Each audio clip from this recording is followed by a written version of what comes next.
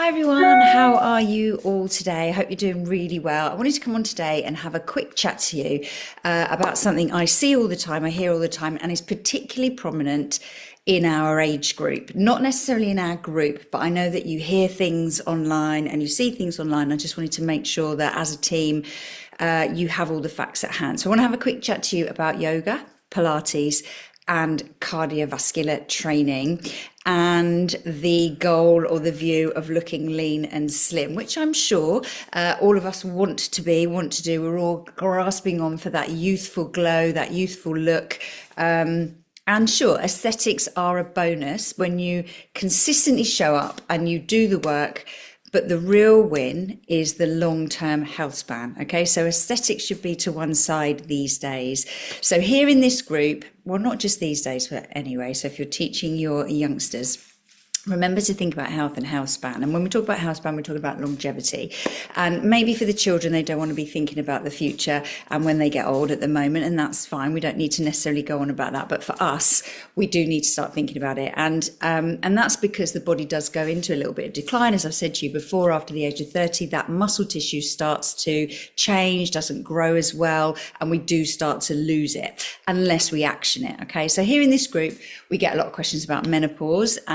Not just in this group, but generally in my day-to-day life, people ask me about menopause. But often I'm finding it's really about body composition, and people are saying things to me like, the workouts just aren't working anymore, which usually refers to how their bodies look or how they feel, not necessarily to health markers like bone density, blood pressure, blood glucose, or anything like that. Nobody's checking that kind of stuff or thinking about that kind of stuff. It's more about what we see in the mirror and how our clothes fit, which again, as I say, is fine, but we do need to start thinking about other stuff. So one thing to remember is that globally, women live longer than men. That's a global fact, okay? But the quality of those later years is often not great for us females. So let's talk about, or let's ask, how we can build a resilient, robust, stress-adapted body as we age. And that's what we're trying to do in here. So how can we get strong? How can we stay strong and healthy and active, doing the things that we love now, but also setting ourselves up to be awesome by the time we hit 80 or whatever. Okay, so here's a few things to think about. If you're active, but you're not feeling great, you might go to your doctor and you might say, I don't feel great. And they'll look at, and they'll ask you loads of questions, and they'll look at you and then, but you're healthy because you're active, you're eating well, you're not particularly obese or anything like that. But you know that something doesn't feel quite right. And a lot of women that are doing regular cardio, yoga, and Pilates do look lean. Okay, so they do look okay, they do look fit, and they do look healthy. But under the surface, very many of them are osteopenic or even have osteoporosis. Not everybody, but quite a significant amount as we age. And so that means they've got a low or borderline low bone density.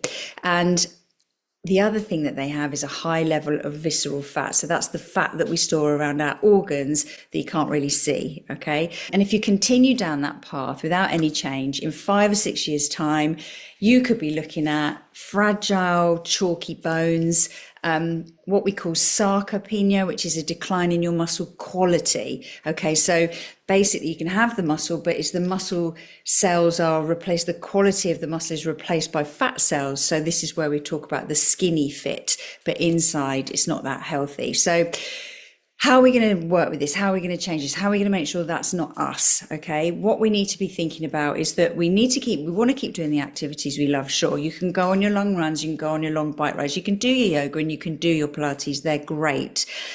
But you need to do other stuff too. And the key to that other stuff is 2 things. Twice a week, at least, you need to be lifting heavy stuff, lifting heavy weights. Lifting your body weight is heavy. Don't worry about necessarily going out and rushing to pick up big weights if you're new to all of this. You need to start allowing the muscles to grow, progressive overload. We need to think about tendons getting stronger between the muscle and the bone and the movement that we're doing. So you can start with your body weight. But if you've been doing body weight stuff for a while, then we need to, like squats, then you might need to add a little bit of weights. Press ups, you'll probably not need to add any weights. You just need to add reps. But at least 2 days a week, you need to be doing that. And you get 3, last week 4 workouts that work on your strength. Okay, so at least 2 of those you should be doing consistently every week. And we're not talking light dumbbells, we're not talking resistance bands, we're talking about lifting heavy.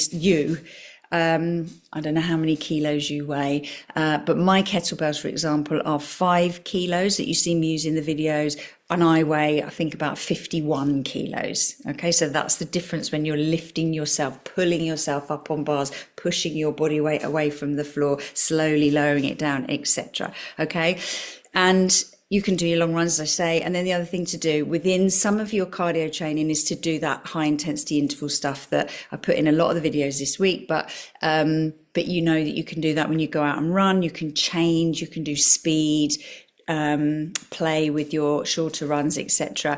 But then go and enjoy. For the mental clarity, if you want to go on a Sunday and enjoy a really long run or a 5-hour bike ride with your family, you know, go and do that, as long as you're also doing these other things. It's about balance. Okay, balance is everything. So let's aim for longevity with strength and not just slimness.